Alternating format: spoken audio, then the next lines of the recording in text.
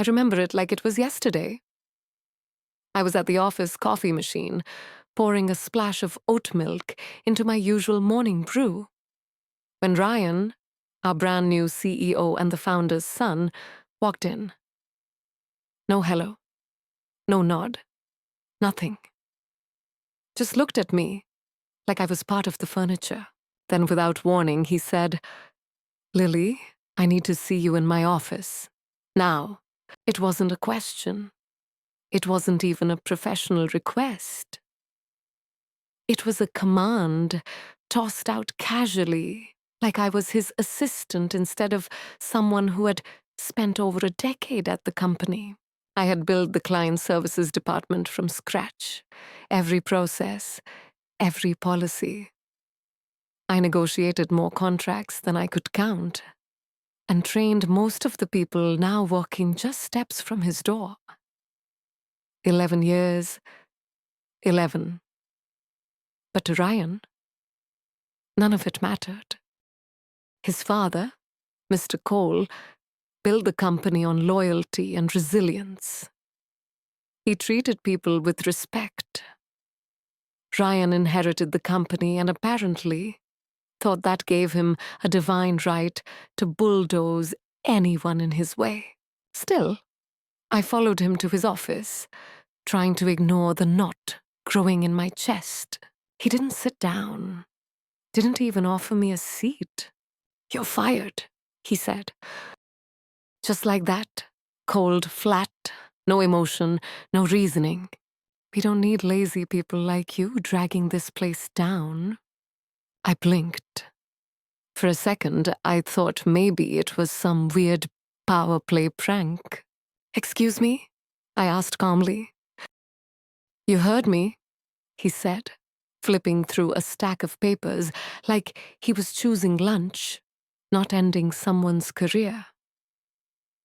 "Collect your things and leave. Effective immediately." I was stunned. My heart was thudding so loud I could barely hear, but somehow I kept it together. I didn't cry. I didn't yell. I smiled, deliberate, composed. "Understood," I said. "Have a nice day, Ryan." I walked out with my head held high, even though my entire body was shaking inside. My team noticed immediately. They saw it in my face. Some even started to get up, ready to ask questions. I just gave a quick shake of my head. Don't. Don't make this harder." I packed my things in silence. My drive home was a blur of memories and disbelief. 11 years? I had given that company more than I had given myself. Late nights, missed holidays, answering calls while holding back tears during my divorce. I poured everything into that place.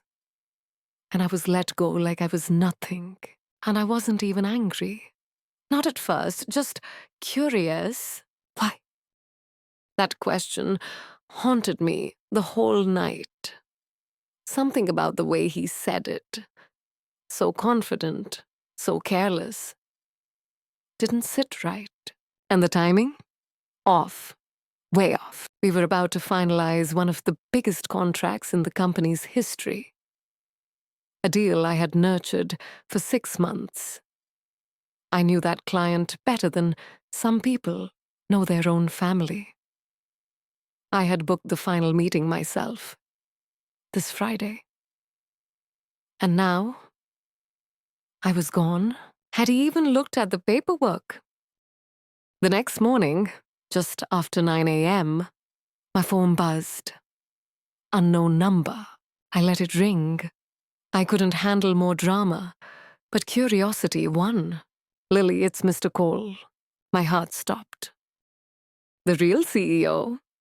The man who hired me 11 years ago after a single interview. "I just got into the office," he said. I could hear the tension in his voice. "Why the hell did you pack up and leave? What happened?" I paused. "Your son fired me." Silence. "What?" Yesterday, he said I was lazy, that I wasn't needed anymore.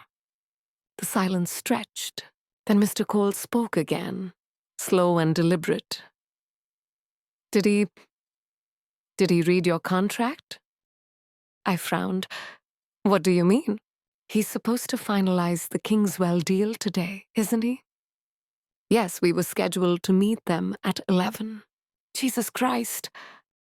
I heard papers rustling, a drawer slamming shut. Then a heavy exhale. Lily, your contract has a clause. One I personally had inserted after the last acquisition mess. You're not just the account manager.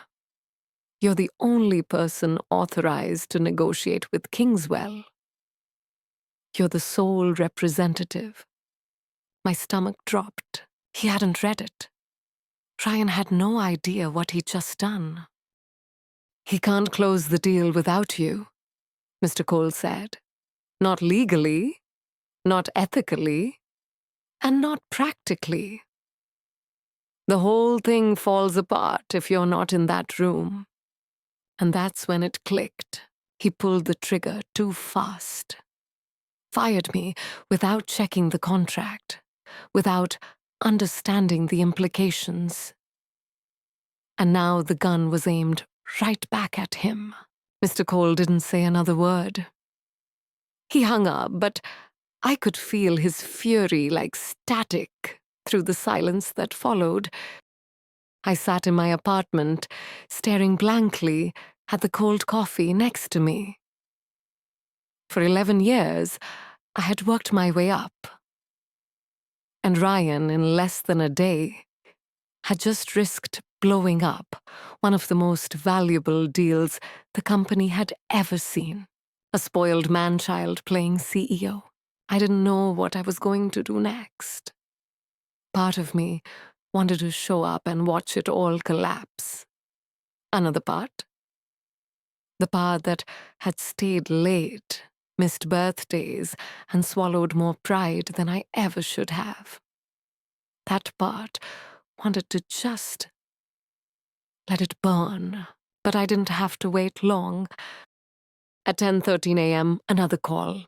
Ryan. I let it go to voicemail. Then another. Reception, then legal, then accounting. My phone lit up like a slot machine. I didn't answer a single one. Eventually, I checked the first voicemail. Lily. Hi. It's Ryan. Listen, there was a misunderstanding yesterday. I may have acted a bit fast. We need you back. It's urgent. Please call me. Urgent. He hadn't apologized. Not once. Not even a fake, corporate-style sorry. Just desperation wrapped in fake politeness. I took a sip of my now cold coffee, still not moving from the couch. Then at 10:32, a message from a number I hadn't saved in years. Nicole. A former colleague, someone I'd mentored when she worked under me before moving to marketing. I picked up. Lily, she whispered, you will not believe what's going on here. Try me. Ryan just got obliterated. In front of everyone. Mr. Cole walked into the meeting, slammed the Kingswell contract on the table, and asked, point blank, did you read this before you fired Lily? I leaned forward. He brought the contract? Oh yeah, and Ryan tried to bluff. Said something about restructuring and new direction. Mr. Cole flipped right to the clause. The one we all remember, the one that says you are the only person authorized on the Kingswell deal. I didn't say anything, Nicole continued. He looked pale, Lily, like ghost white. He realized he's the reason Kingswell might walk. And what did Mr. Cole say? I asked. Nicole paused. I could hear the low hum of office chatter behind her. He said, and I quote, if this deal falls through, Your position here becomes negotiable.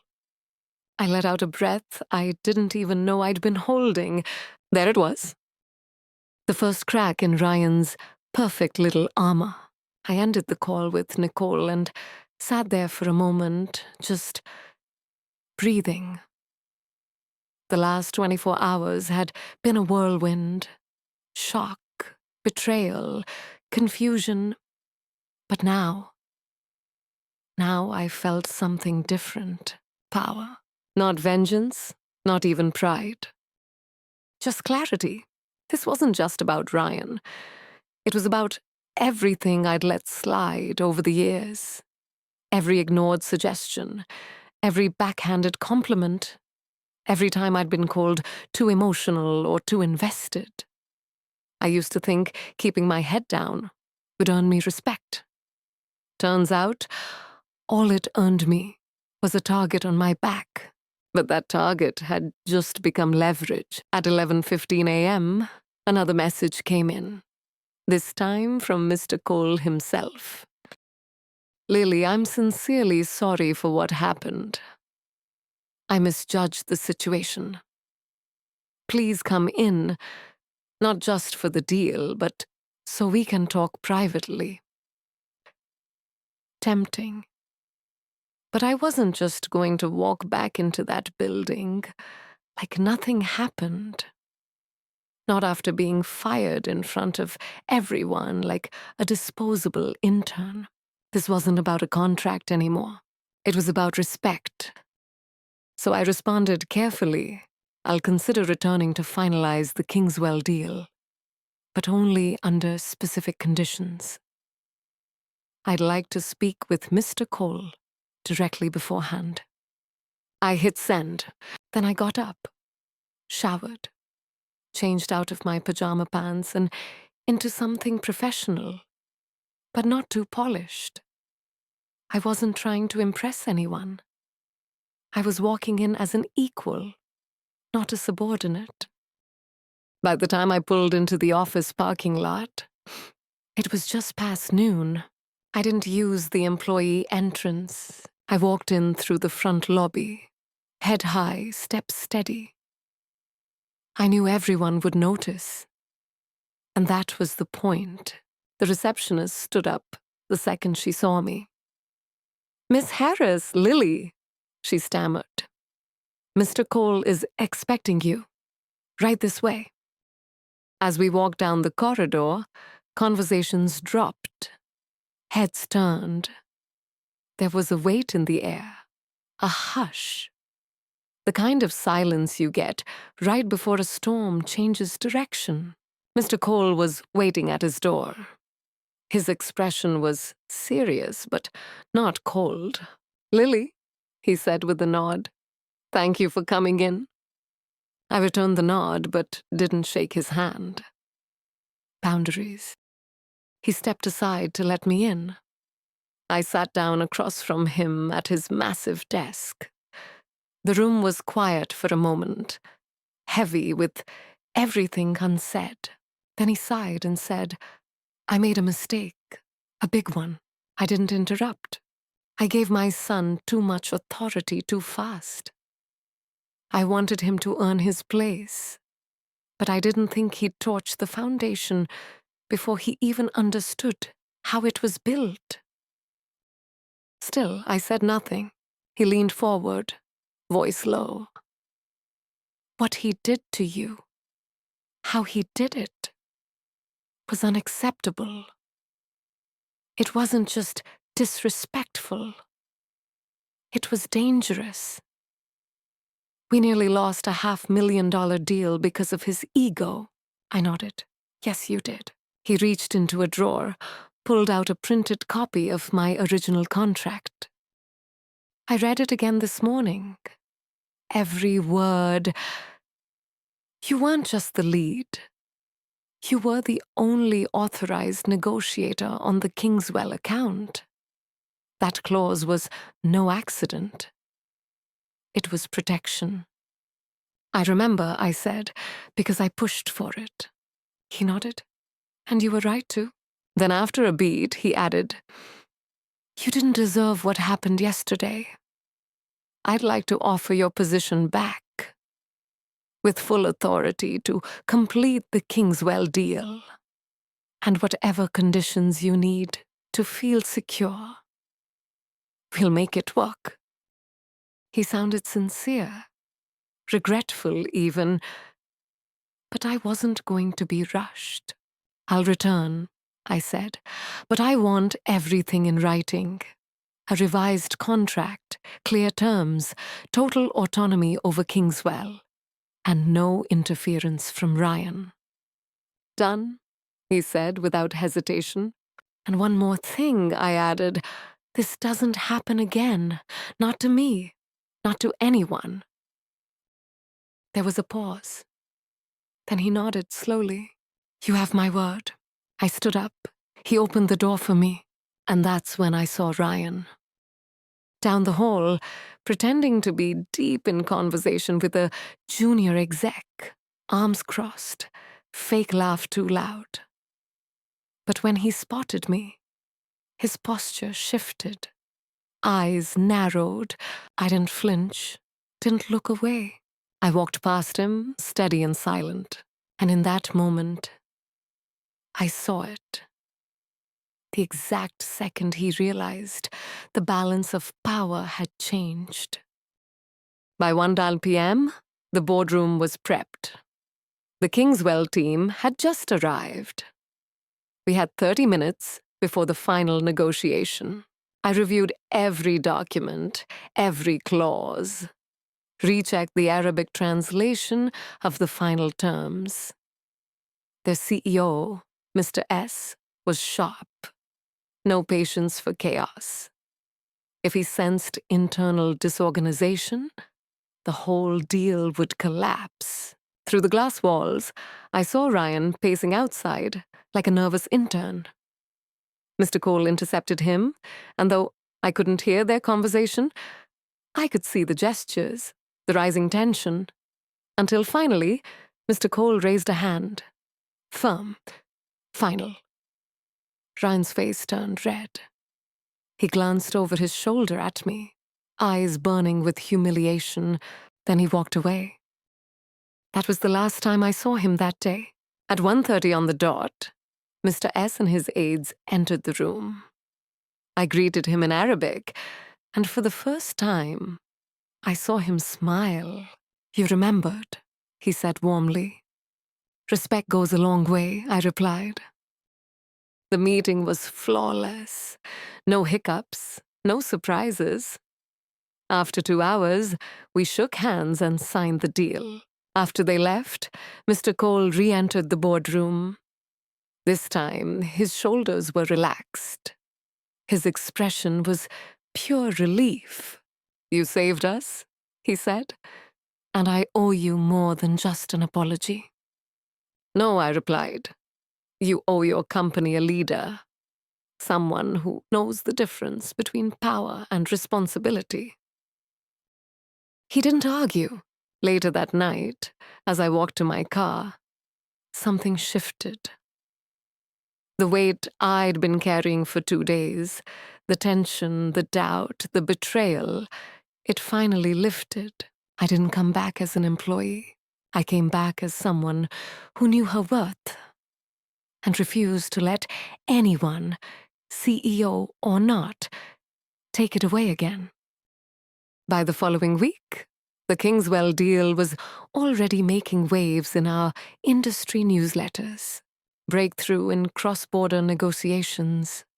One headline read, "Colon and Kamis secures historic partnership through tailored strategy and multilingual leadership." They didn't mention my name, but everyone inside the company knew exactly who had pulled it off. My inbox filled with quiet, cautious congratulations. Former colleagues, some of whom hadn't so much as made eye contact when I was escorted out, now sending messages like, "Incredible work. Knew you had it in you. Glad you're back." I didn't take it personally. I'd been in the corporate world long enough to know how people shift with the tide. Some of the messages meant well. Others were just people hedging their bets, hoping to stay close to whoever came out on top. Still, I appreciated the gesture, because the truth was, I hadn't just survived. I'd won. Sort of. Because even as the office slowly returned to normal, smiles in the break room, casual hallway conversations, I could feel something under the surface. A current. Something off. It started small. My travel reimbursement from the Kingswell meeting. Delayed. Then a document I'd submitted for budget approval was returned unsigned, with no explanation. Next, a spreadsheet I had triple-checked was flagged for incorrect figures, numbers I hadn't entered, and then came the email, one that supposedly came from my account. It had been sent to one of our overseas partners, contained inaccurate information and client details we'd never discussed. Thankfully, the recipient was someone I had built a solid rapport with. He reached out to clarify, saying he assumed it was a mistake, but that seed of doubt had already been planted. I flagged it immediately with our internal IT team.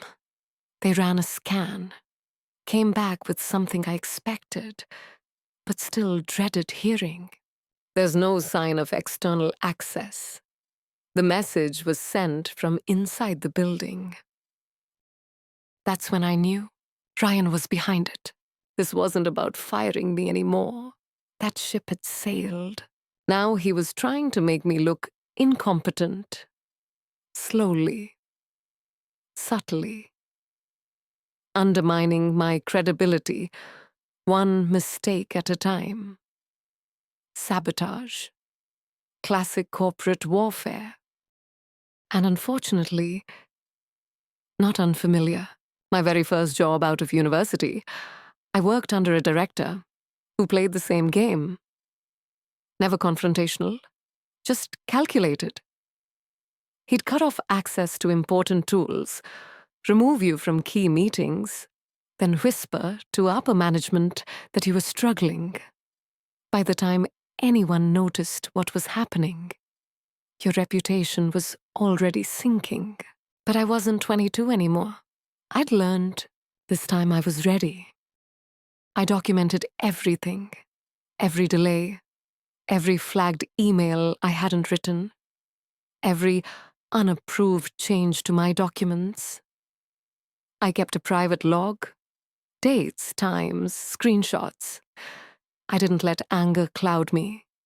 I didn't storm into HR or fire off retaliation emails. No, I built a paper trail, because in environments like this, paper trails speak louder than emotion ever could. Then one afternoon, I overheard something that confirmed everything.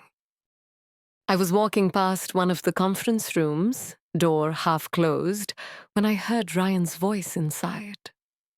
Loud, careless. "She's unstable," he was saying. "Since she came back, she's been erratic, aggressive. I don't think she's fit to manage high-pressure clients." I froze. "Maybe," he continued. "We need to start thinking about succession planning for client services. She's clearly overextended." Another voice responded. One I didn't recognize. Probably one of the new executives he'd pulled in. But she handled Kingswell. That was under serious pressure. Ryan scoffed. "She got lucky. We can't build a company around someone's lucky break." I stood there, motionless, long after the conversation faded. It wasn't about my performance. It never was. He was planting seeds again. making me look unstable, like I was cracking under pressure, quietly trying to build a case for pushing me out a second time. But this time, with just cause, that evening, I stayed late. Most of the building had cleared out. The halls were quiet, dimly lit.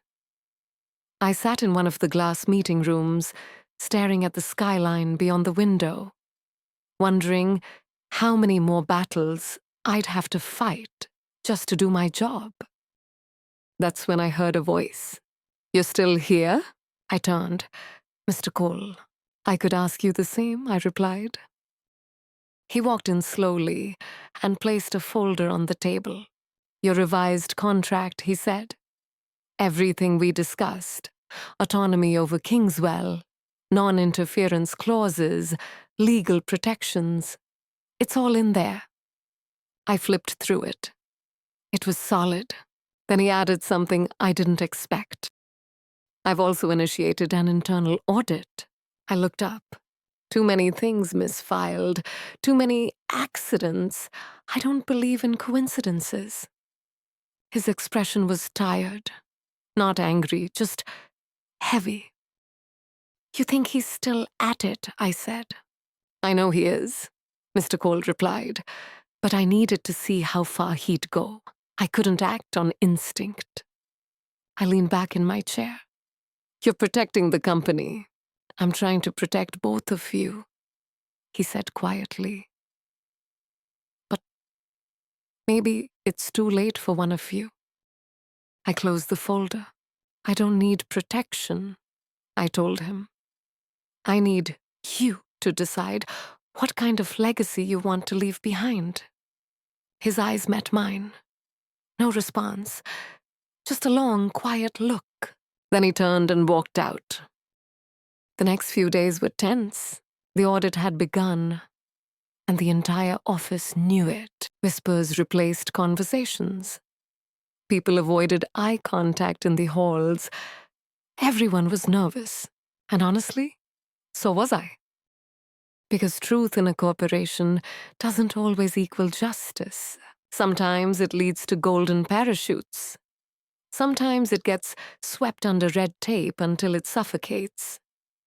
Sometimes the guilty walk free, and the honest are labeled troublemakers. But still, I was relieved.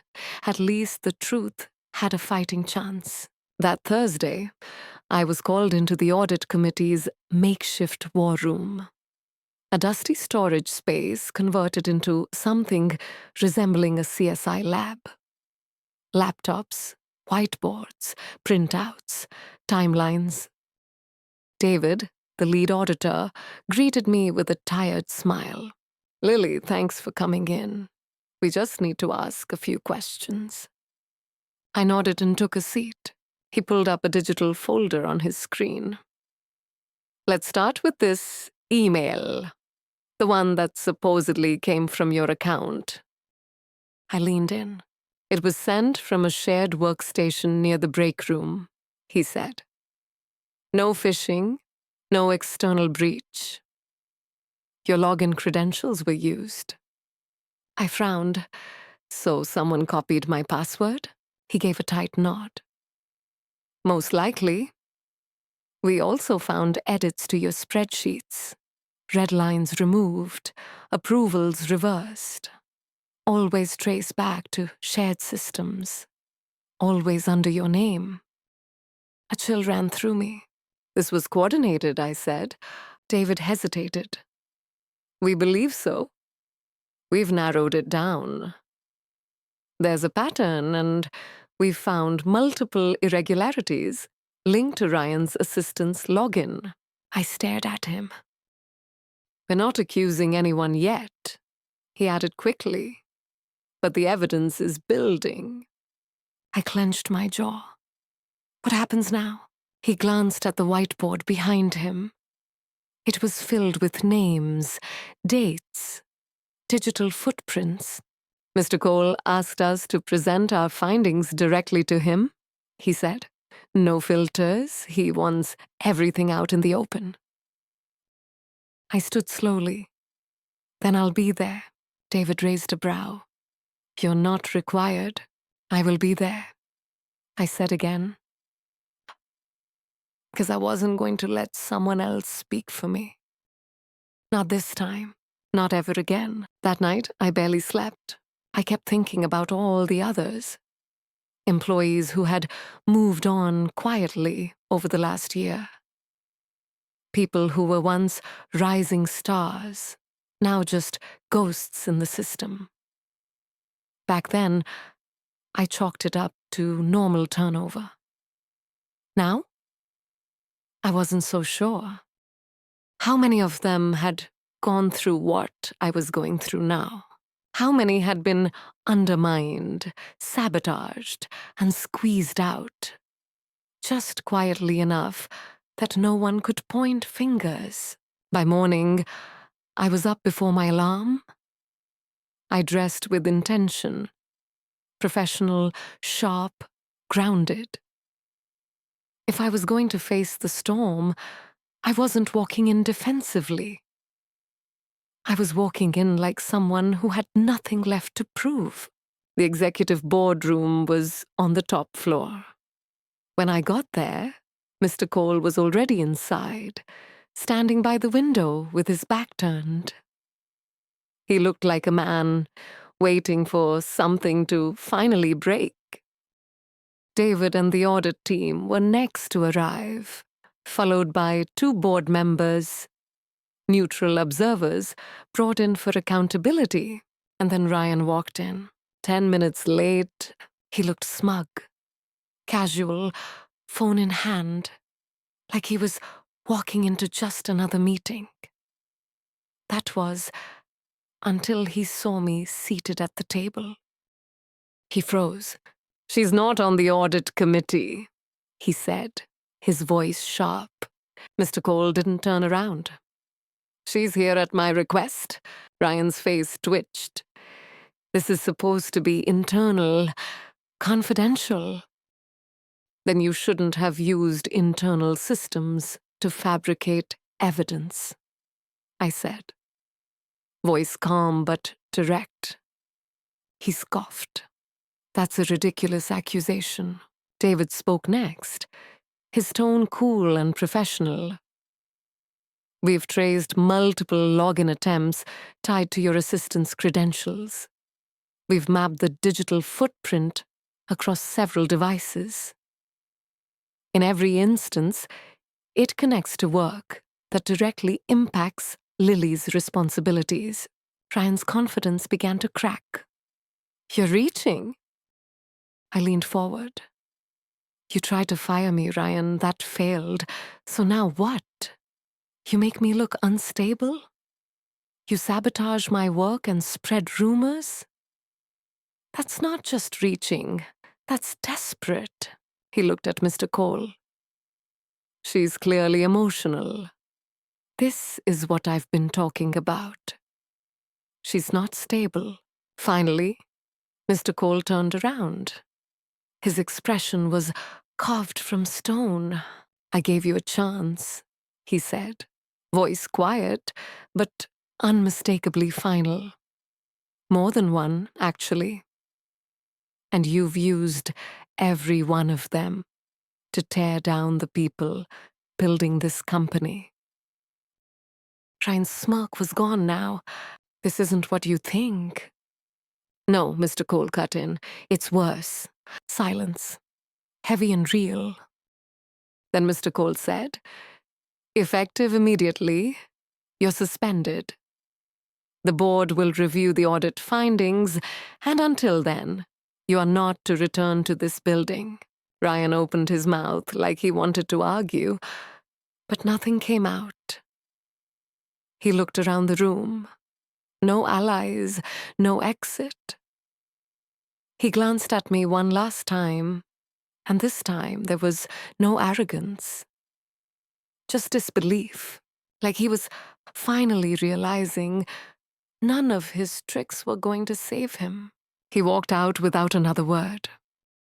I stayed behind. Mr. Cole sighed and sat down slowly. I failed him. he said, more to himself than anyone else. As a leader, maybe as a father. You can't lead someone who refuses to grow, I replied, but you can still lead this company. He looked at me, nodded once, and for the first time in weeks, I felt like I could finally breathe. 2 weeks later, the audit findings were finalized. The evidence was indisputable. Forged emails, tampered files, login records that left no room for doubt. Ryan's suspension became termination. There was no press release, no public statement, just a quiet internal announcement about ethical violations and misconduct. Still, word got out. And oddly enough, I didn't feel triumphant. I didn't celebrate. I felt, still, I'd weathered something massive, and I was still standing. A few days later, Mr. Cole asked me to stop by his office. This time, the tone was different, calmer, more deliberate. He handed me a folder.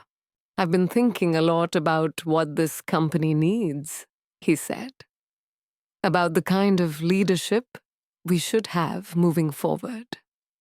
I opened the folder. Inside, a promotion letter. Director of Client Strategy, an executive position, reporting directly to him. I blinked. I didn't ask for this. I know, he said. That's why you deserve it. I didn't answer right away. I flipped through the offer, the terms, the expectations. If I accept, I said finally, I want real input. I want to rebuild this department, not just in name, but in culture. I want us to stop rewarding silence and start rewarding integrity. Mr. Cole smiled, tired but genuine. That's exactly what I was hoping you'd say. Later that night, I sat alone in my new office. Temporary, while renovations were underway. The nameplate on the door was still blank. For years, I'd walked these halls, wondering if anyone saw what I was doing. The extra hours, the contracts saved, the fires put out without recognition. I thought staying quiet was the best way to keep the peace. Turns out silence nearly cost me everything. It wasn't just about a title or a contract. It was about knowing your worth and refusing to let anyone treat you like you're disposable. In the weeks that followed, I got to work. I opened lines of communication that had been shut for years. Rehired team members who had been quietly pushed out. I implemented an anonymous reporting system so no one would fear retaliation for telling the truth. And I started mentoring again. A few younger employees, ones who'd seen what happened to me, came to me privately, asking how I stayed strong. I told them the truth.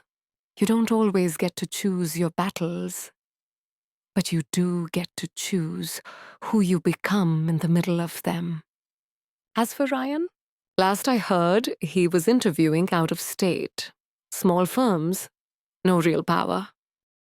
His reputation had followed him, like it always does in industries this tight. Some said Mr. Cole made a few quiet calls, enough to make sure his son didn't get dragged through the mud publicly. Maybe that was his last act of fatherhood. I didn't ask. I didn't need to. One afternoon, I passed the glass boardroom where the Kingswell meeting happened. I stopped and looked in. I remembered everything. The panic, the sabotage, the call from Mr. Cole. The moment Ryan realized He couldn't fake his way out of the mess he'd made. And I remembered walking out of that office the day I was fired, refusing to beg, refusing to crumble. That was the moment everything changed. Not because I gave up, but because I knew what I was worth, and I finally acted like it.